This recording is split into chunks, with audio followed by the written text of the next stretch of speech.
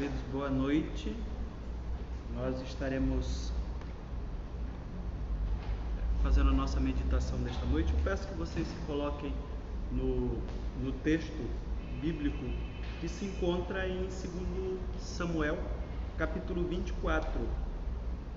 E, de fato, nós queremos que vocês nos acompanhem com a leitura desse texto, para que assim nós possamos meditar na palavra do Senhor.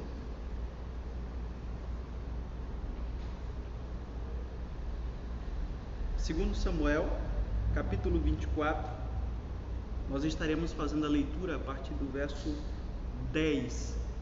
Então, todas as vezes que a gente se encontra aqui com os irmãos, a gente sempre tem dito assim, que é para acompanhar. Deu uma caída aí. A gente pede que se coloquem, de fato, com a Bíblia aberta, porque aqui a gente faz a exposição da Bíblia para que possa os irmãos terem o controle daquilo que a gente vai falando. O texto bíblico diz assim: depois de haver recenseado o povo, Davi ficou com dor no coração. Ele disse ao Senhor: cometi um grande pecado ao fazer o que fiz, mas agora, ó Senhor, peço-te que perdoes a iniquidade do teu servo, porque fiz uma grande loucura. Quando Davi se levantou pela manhã, a palavra do Senhor veio ao profeta Gade, vidente de Davi, dizendo: vá e diga a Davi, assim diz o Senhor, eu lhe ofereço 3 opções. Escolha uma delas para que eu a execute contra você. Gade foi falar com Davi e lhe comunicou isso dizendo: você quer 7 anos de fome na sua terra, 3 meses fugindo dos seus inimigos que vão persegui-lo, ou 3 dias de peste na sua terra? Decida agora e diga que resposta devo dar ao que me enviou. Então Davi disse a Gade: estou muito angustiado, porém é preferível que nós venhamos cair nas mãos do Senhor, porque muitas são as suas misericórdias. Não quero cair na mão dos homens. Então o Senhor enviou a peste a Israel desde a manhã até o tempo que havia determinado.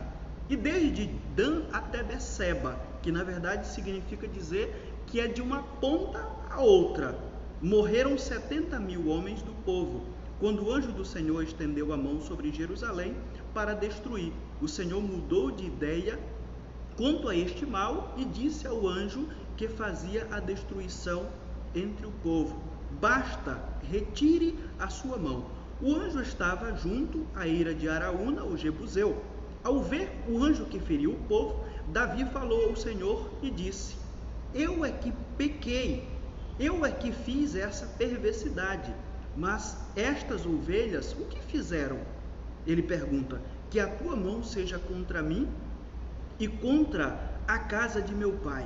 O versículo 18 diz: naquele mesmo dia, Gade foi falar com Davi e disse: vá e edifique um altar ao Senhor na eira de Araúna, o Jebuseu.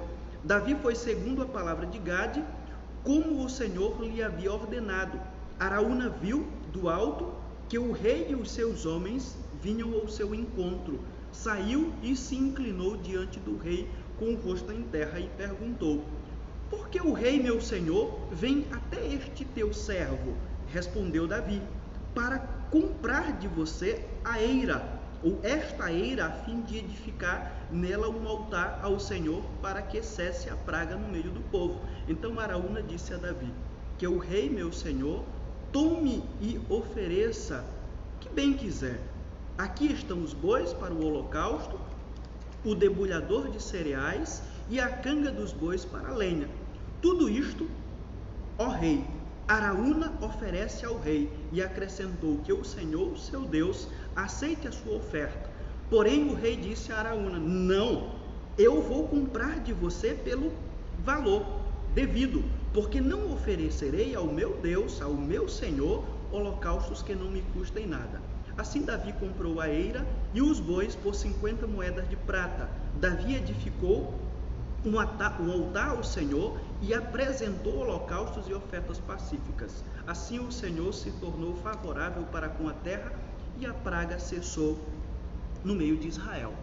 Esse texto aqui é um texto muito famoso e eu acredito que vai servir muito para a nossa edificação esta noite.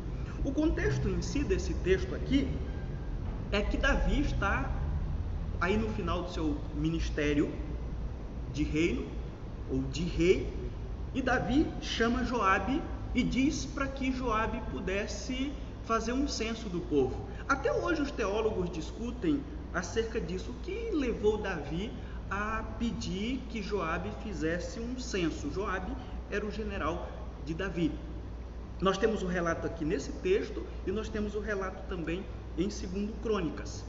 Então, conforme o texto nos diz aí, já não é a parte, nós já pegamos uma parte do texto andando. O que o texto vai nos dizer anteriormente? Que Davi faz esse censo. Aqui o texto vai nos dizer que Davi sente um pesar. Alguns vão dizer que provavelmente Davi, na verdade, estava querendo saber o que poderio militar ele tinha naquele momento.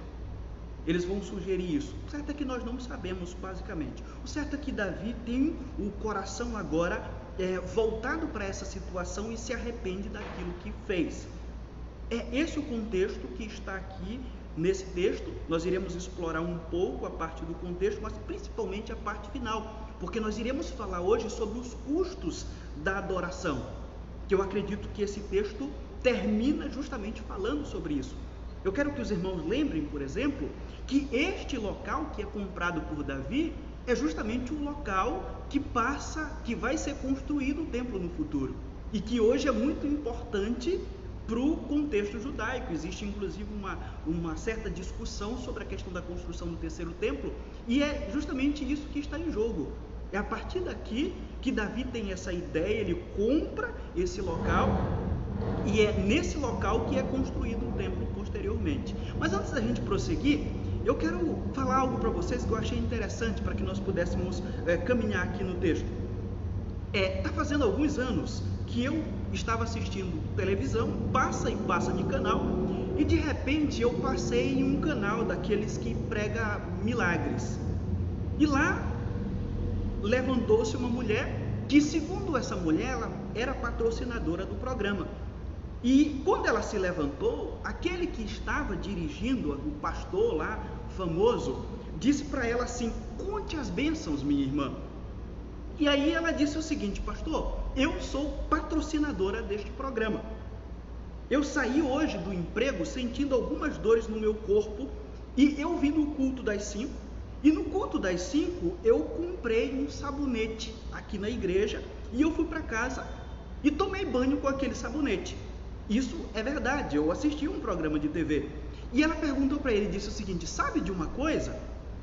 Eu também estou lendo o seu livro, e agora eu estou aprendendo a determinar as coisas. E aí ela disse assim: quando eu tomava banho, eu determinei que aquela dor passasse, e a dor passou. E eu achei muito interessante esse tipo de coisa, e quando eu estava meditando sobre esse texto, eu lembrei, porque o que acontece? A gente tem um adorador, um exemplo de um adorador aqui no nosso texto, e com frequência nós vemos pessoas que se levantam, inclusive na televisão, e dizem também que são adoradores do Senhor. E eu digo para vocês que essa mulher, de fato, é um retrato fiel de alguns adoradores que existem atualmente. Qual o valor da adoração, afinal de contas? Qual o valor da adoração verdadeira? O valor real da forma como que a Bíblia nos coloca. Quando a Bíblia fala sobre adoração, nós temos um grande exemplo, que é o exemplo da mulher samaritana. A mulher samaritana cresceu diante de uma discussão.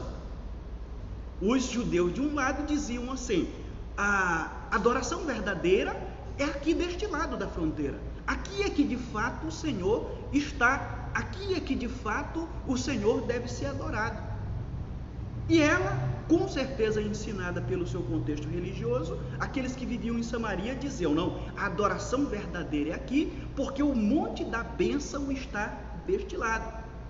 E eu acredito que aquela mulher cresceu se perguntando: quem afinal de contas está com verdade?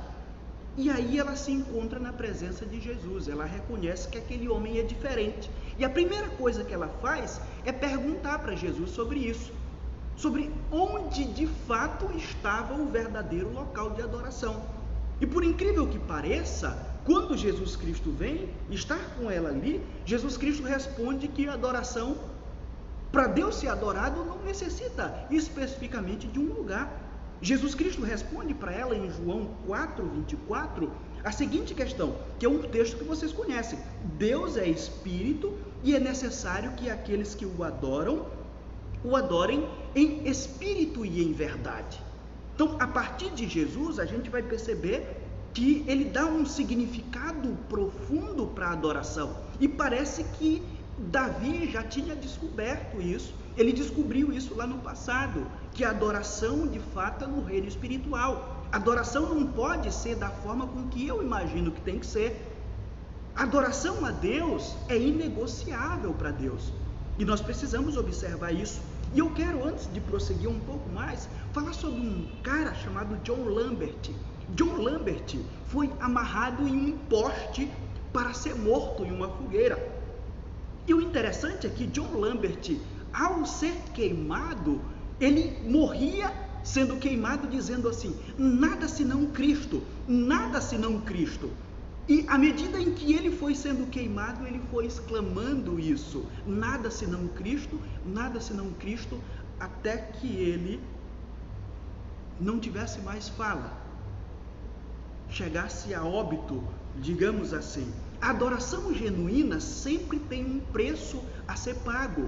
A adoração genuína não é aquela que o cara levanta lá e diz: eu sou patrocinador do programa, eu estou assistindo os teus programas, eu estou lendo os teus livros e eu estou aprendendo a determinar as coisas. As pessoas às vezes confundem Deus com um criado, ou com um empregado, ou qualquer coisa assim. E eu sempre costumo dizer o seguinte, que muita gente nesse contexto, se o seu filho levantasse e dissesse assim para eles: olha, papai, eu determino que tu faças isso para mim, provavelmente o filho levaria uma surra.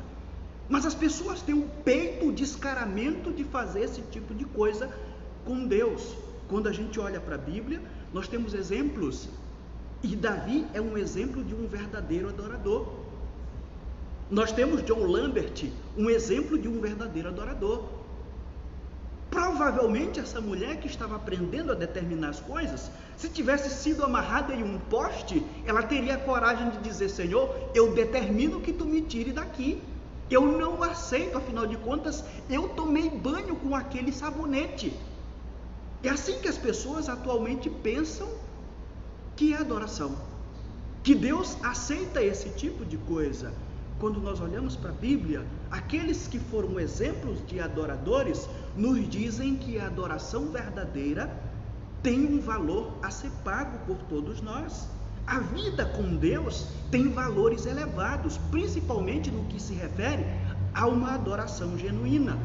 E eu queria meditar com vocês nos versos, principalmente nos versos finais desse texto, no desenrolar dessa coisa que nós temos começando a partir do verso 1 do capítulo 22. E eu queria considerar com vocês esta noite dois fatos que são interessantes. A primeira coisa que a gente vê nesse texto é que para Davi, o crente fiel não pode apresentar a Deus algo que não lhe custe nada.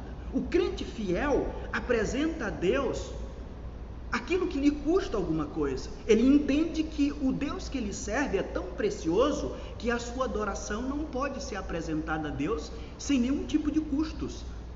É isso que o texto vai terminar dizendo para nós. E aqui eu quero considerar com vocês, quando Davi diz assim: não, antes tu comprarei pelo seu valor. Nós temos um homem que não era israelita, ele era um jebuseu, vivia aqui no meio, porque lá no passado os jebuseus enrolaram Josué. Eles inventaram uma história e chegaram lá com Josué. Na verdade, os jebuseus estavam com medo dos israelitas que estavam vindo, vencendo os exércitos daquela época, e eles inventaram uma história, disseram: olha, a gente está vindo de um local muito longe, e quando a gente saiu de casa, o pão estava fresco, agora o pão está todo bolorento aqui, e a gente tem ouvido aquilo que Deus tem feito, e nós queremos que vocês façam um pacto conosco de que não vão nos matar. E na verdade eles moravam do lado E quando Josué soube, Deus disse: olha, eles não podem ser mortos. E aí esse povo ficou vivendo com os israelitas. E na época de Davi nós temos um jebuseu que está aqui. A região onde se tornou o templo de Jerusalém e onde é hoje aquela famosa mesquita que estão querendo construir o templo lá, é esse local. Então esse homem não era israelita e estava ali, aquela propriedade era dele. Davi está vendo o povo ser dizimado através de uma praga que ele, de alguma forma, é o responsável. O profeta Gade, que é um profeta que é seu amigo, que lhe ajuda com conselhos espirituais no seu reino, chega aqui e diz: olha, tu precisas fazer isso. E Davi rapidamente vai para lá, porque ele entende que ele tem que fazer alguma coisa. E aí no versículo 24, a Bíblia vai dizer: o rei disse a Araúna: não, antes tu comprarei pelo seu devido valor. Davi está querendo um local para que ele possa apresentar um sacrifício a Deus, e simplesmente aquilo pare, as pessoas parem de morrer. E aí ele chega com Araúna e diz que ele quer aquele local. E aquele homem diz: eu te dou. E ele não aceita isso, porque para Davi o verdadeiro adorador está disposto a pagar um preço para realizar a sua devoção a Deus, a sua adoração a Deus. Ele entende que não é de graça. Os animais naquele momento representavam um culto que Davi estava prestes a oferecer ao Senhor. Eles simbolizavam a sua adoração naquela ocasião crítica de uma praga que tinha acometido a vida do povo. E ele estava querendo acalmar a ira de Deus que veio contra aquele povo. Os objetos a serem oferecidos representavam de forma visível o culto que ele estava prestes a apresentar a Deus. E então, assim sendo, ele estava disposto a pagar qualquer valor, ou o valor devido para realizar a sua adoração. Da mesma forma que John Lambert, que oferecia a sua vida. O verdadeiro cristão também pagará um valor elevado para realizar a sua adoração a Deus. Nós não estamos, por exemplo, dizendo que nós vamos pagar igual John Lambert, mas que o primeiro valor de sua adoração a Deus, de uma adoração genuína, precisa ser colocar as nossas vidas diante de Deus, desfazer-nos daquilo que nós somos em prol de Deus. Muita gente tem cristianismo onde a pessoa faz as coisas do jeito que acha que é certo. Ela procura Deus no momento que ela acha que tem que fazer. Ela tem um problema, ela procura um culto de oração. O seu problema é resolvido, ela vai embora. E passa um ano e depois ela retorna quando tem outro problema. Ela anda de igreja a igreja procurando alguma coisa que satisfaça o seu coração. Mas quando você vai olhar para a Bíblia, nós vamos perceber que o verdadeiro adorador, aquele que está disposto a adorar a Deus, entende que ele tem que se desfazer de alguma coisa terrena para que a sua adoração seja genuína diante de Deus. A essência do culto a Deus está em o adorador estar pronto a pagar o valor devido para adorá-lo. É isso que nós temos aqui diante de nós quando Davi coloca isso para Araúna. A adoração verdadeira é estar disposto a oferecer tudo o que nós temos de mais valor na presença de Deus, como prova do amor que nós sentimos por Ele. Eu ouço muito as pessoas falando hoje sobre amor incondicional, e geralmente elas falam para outras pessoas. Eu nunca vi alguém dizendo que ama a Deus incondicionalmente. O que nós temos é muita gente que passou a não crer mais em Deus porque aconteceu alguma coisa que não estava de acordo com o que ela achava que Deus tinha que fazer. Mas quando nós olhamos para a Bíblia, a gente vai perceber que o verdadeiro adorador está disposto a oferecer tudo aquilo que tem como prova do amor que ele sente por Deus. É isso mesmo. Tudo o que você tem feito e vivido na presença de Deus demonstra o tamanho do seu apreço por Deus, do seu amor por Deus. Davi entendia: eu não posso apresentar nada ao meu Deus que não me custe nada. O tempo dedicado a Deus em sua vida, na igreja, eu digo isso para você, na sua casa, no seu trabalho, tudo isso mede. Até que ponto você valoriza Deus? Até que ponto você está disposto a pagar um preço para ser um adorador fiel do Senhor? Pagar o valor é vencer as limitações humanas em prol do amor a Deus. E aqui eu lembrei de outro homem de Deus chamado Sr. Wilke. Esse homem era um ministro inglês. E certo dia, alguém chega, esse homem está debruçado sobre uma mesa e ele está chorando, lamentando, e a pessoa chega e pensa que aconteceu alguma coisa. E a pessoa pergunta e diz: Sr. Wilke, por que você está chorando? Ele diz: eu estou chorando porque eu não sou capaz de amar mais a Cristo do que eu amo. A gente percebe o quanto de devoção havia no coração daquele homem. Quando verdadeiramente nós fomos impactados pelo Evangelho, quando verdadeiramente nós conhecemos a Deus, nós apresentamos uma adoração ao Senhor que nos custe alguma coisa, e não algo mesquinho, não algo que não tenha nenhum valor para nós. Nós fazemos porque deu para fazer assim. Então eu ofereci algo que as pessoas chamam hoje de meia boca. É isso que eu tenho para fazer, então é isso que eu dou, é isso que eu coloco diante de Deus. Quisera eu que todos nós lamentássemos na presença de Deus pelo pequeno amor que nós demonstramos a Ele. Nós não somos capazes de chegarmos nem perto daquilo que Deus dispensou para nós, do seu amor. Mas muitas vezes nós somos incapazes e ficamos dessa incapacidade e não fazemos nada para melhorar isso. Mas quando a gente olha para Davi, nós somos influenciados por um padrão elevadíssimo. Eu não posso oferecer nada ao meu Deus que não me custe alguma coisa. Se você tem adorado ao Senhor, ou pelo menos dito que adora a Deus, mas você tem vivido o cristianismo do seu jeito, da sua forma, o ser cristão não tem lhe custado nada, significa dizer que isso não vale nada para Deus. Se você está buscando ao Senhor agora, mais porque você está com medo do Covid-19, é provável que a sua adoração até agora não tenha significado muita coisa para Deus. A Bíblia nos ensina isso quando ela coloca um exemplo. O sentimento de Davi é justamente esse: não, eu não aceito, eu quero comprar, eu quero pagar, porque aquilo que eu vou oferecer ao meu Deus precisa me custar alguma coisa. Foi esse o sentimento dos mártires do passado. Foi esse sentimento que tomou conta da vida dos homens, como John Lambert, que eu citei para vocês, e demais homens, variados homens que morreram por causa do Evangelho, daqueles que entraram para a história como grandes servos na presença desse Deus que é grandioso.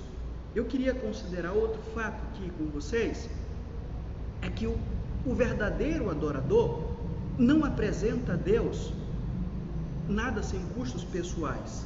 É o que nós percebemos no texto. O verdadeiro adorador está disposto a pagar um preço para realizar a sua adoração. Por quê? Porque o verdadeiro adorador não apresenta a Deus um culto sem altos custos pessoais. Ele diz assim: porque não oferecerei ao Senhor meu Deus holocaustos que não me custem nada. Comprou, pois, Davi a eira e os bois por 50 ciclos de prata. O que Davi está dizendo aqui? Literalmente, ele utiliza uma palavrinha hebraica, que é o que ele falava, a palavra rina, que significa sem paga, sem recompensa, gratuitamente, sem causa, em vão, imerecidamente. O que Davi entendeu? Se eu não pagar você, esse sacrifício não foi verdadeiro. Esse sacrifício não me custou nada. Então eu não estou adorando a Deus.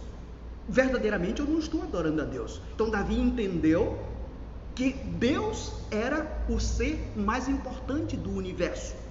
Eu estou prestes a adorar aquele que é o ser mais importante do universo. Se eu estou na presença desse ser, qualquer tentativa de cultuá-lo precisa ser em seu nível, ou pelo menos precisa perseguir o nível daquele que eu estou adorando. Eu não posso adorar o Senhor de forma descuidada. Eu não posso adorar o Senhor de forma barata, como muitas pessoas fazem. Seu culto a Deus deveria refletir tudo aquilo que Deus era em sua vida. E Davi nos chama a atenção para esse fato. O culto que Deus aceita de nós é o culto que Jesus Cristo disse para a mulher samaritana. Deus procura adoradores que o adorem em espírito e em verdade. A adoração ao Senhor é no reino espiritual. E aí Davi vai nos lembrar que o culto a Deus precisa refletir sobre aquilo que Deus é. Deus é espírito, então a minha adoração precisa ser altamente espiritual. O meu culto a Deus precisa refletir a grandeza desse Deus. Se eu não refletir isso, eu não estou adorando a Deus, eu estou perdendo o meu tempo. Para Davi, o seu culto deveria refletir que Deus exige primícias e não resto. Deus não quer o nosso resto, o que seria uma adoração sem custos pessoais. Por isso ele reconheceu que a adoração sem custos pessoais não vale nada. Não vale nada para Deus. O adorador que só adora a Deus se as coisas são favoráveis, esse tipo de adorador não pode agradar ao Senhor, muito menos acalmar a ira de Deus contra o pecado humano. Lembremos que a gente pode fazer uma analogia, sim, sobre a questão do pecado humano. Deus está irado, muitas pessoas já morreram, e a ira de Deus precisa ser acalmada. E como é que ela vai ser acalmada? Através de um intercessor. E esse intercessor precisa estar nesse padrão de oferecer um culto ao padrão de Deus. A ira de Deus se manifesta contra o pecado, sobre os nossos pecados. A nossa adoração a Deus precisa a cada dia buscar acalmar a ira de Deus contra o pecado humano. Mas parece que muita gente não quer saber disso. Parece que não atenta sobre isso. O adorador que só chama a Deus quando as coisas vão mal, não se encaixa nesse perfil de adorador que adora o Senhor em espírito e em verdade. Aquele que só adora quando não tem coisa mais importante a fazer, se encaixa nos padrões puramente humanos. Se encaixa no padrão daquela mulher, não no padrão de Davi.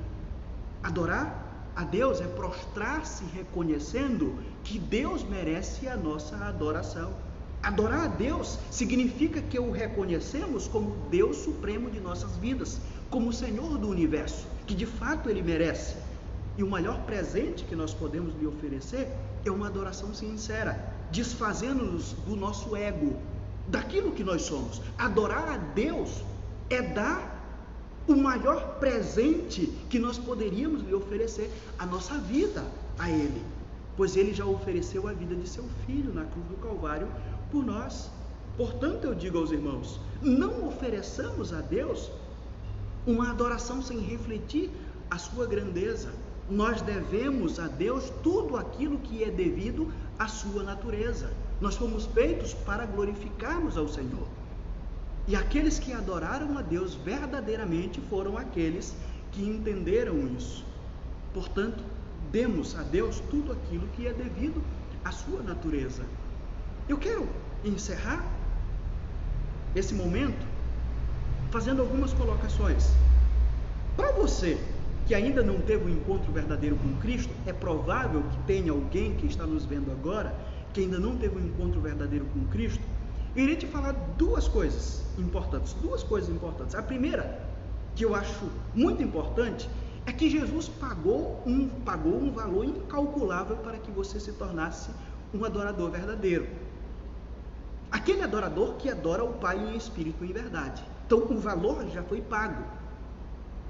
A outra coisa que nós queremos considerar é que o valor que você precisa pagar esta noite é deixar os seus pecados e render-se a Cristo, pois Ele é cheio de misericórdia. Se você está ouvindo sobre isso esta noite, é porque a graça de Deus ainda quer alcançar você. Quando Deus avisa, é porque Deus ainda está disposto a salvar. Nós temos visto isso acontecendo durante a história, Deus fazendo isso. Nós temos um grande exemplo, é quando Deus manda Jonas ir a Nínive. Quando Deus avisa, Deus está disposto a salvar. Então entenda uma coisa, o valor foi pago para que você se tornasse um verdadeiro adorador. Cristo Jesus morreu na cruz do Calvário por você, mas você precisa se desfazer dos seus pecados e se render a Cristo, porque ainda há tempo, há misericórdia, há graça, há benevolência de Deus ainda. Não importa o que você já fez hoje, só importa o que você irá fazer a partir de agora. Deus promete em sua palavra que ainda que os seus pecados sejam como a escarlata, sejam vermelhos, eles se tornarão brancos como a neve. O mesmo Deus de misericórdia promete esquecê-los. É isso que a palavra de Deus nos revela. Seus pecados serão delatados ou deletados, dos arquivos de Deus. Por mais que eles sejam terríveis e nojentos, a Bíblia diz que Deus iria esquecê-los, porque Cristo Jesus já pagou por eles na cruz do Calvário. E para você que é um crente, ou pelo menos se julga, você precisa entender que a vida cristã não pode ser continuada da forma com que muitas vezes você pensa, ou da forma com que você está agindo. Se você tem se voltado para Deus só agora, por causa dessa doença, desse vírus, entenda que você está errado. Entenda que Deus está te dando mais uma chance para que você entenda de fato quais os custos de uma adoração verdadeira. E Deus está te dando uma oportunidade dupla, porque Ele está te fazendo refletir sobre aquilo que está acontecendo e está dando uma oportunidade de você aprender com aqueles que adoraram a Ele verdadeiramente. Entenda que existem custos para a adoração. Entenda que a partir de agora você precisa atentar para aqueles que adoraram a Deus verdadeiramente. Aquilo que eu vou oferecer a Deus, se eu sou um servo do Senhor, precisa ser oferecido tendo custado alguma coisa para mim. Não pode ser do jeito que eu quero, não pode ser no momento que eu quero, porque afinal de contas, quando você chama Cristo de Senhor, ou quando você chama Deus de Senhor, você está dizendo, Ele é o meu dono. E no Novo Testamento, meu dono significa aquele que comanda a minha vida, aquele que tem autoridade sobre a minha vida. Jesus Cristo, inclusive, chega até a dizer para umas pessoas que estavam andando atrás dele, que o chamam de Senhor, por que vocês me chamam de Senhor, se vocês não fazem a vontade do meu Pai? Jesus Cristo questiona. Se você com os lábios chama Deus de Senhor, mas com a sua vida você não se rende a Ele. Deus não aceita os nossos restos. Deus aceita as primícias. E Davi, que foi o homem reconhecido pela história cristã e pelo contexto judaico, de que era o homem segundo o coração de Deus, entendeu isso. Eu espero que nós possamos entender isso esta noite e possamos meditar profundamente em que tipo de adorador nós temos sido na presença de Deus. Então nós iremos encerrar por aqui, pedimos que o Senhor esteja abençoando a vida de cada um de vocês. Lembrem que a adoração é em espírito e em verdade, ela precisa continuar no lar. Que todos tenham uma boa noite, que o Senhor os abençoe. Amém. Senhor nosso Deus e Pai, nós glorificamos e exaltamos o Teu santo nome, porque a Tua bondade tem sido grandiosa para conosco.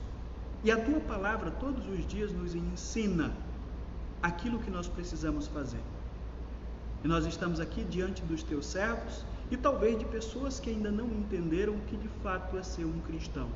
Nós te pedimos que a Tua palavra venha alcançar os seus corações e transformar as suas vidas, para que elas vivam diante de Ti para o louvor da Tua glória. É o que nós pedimos, em nome de Jesus nós te agradecemos. Amém.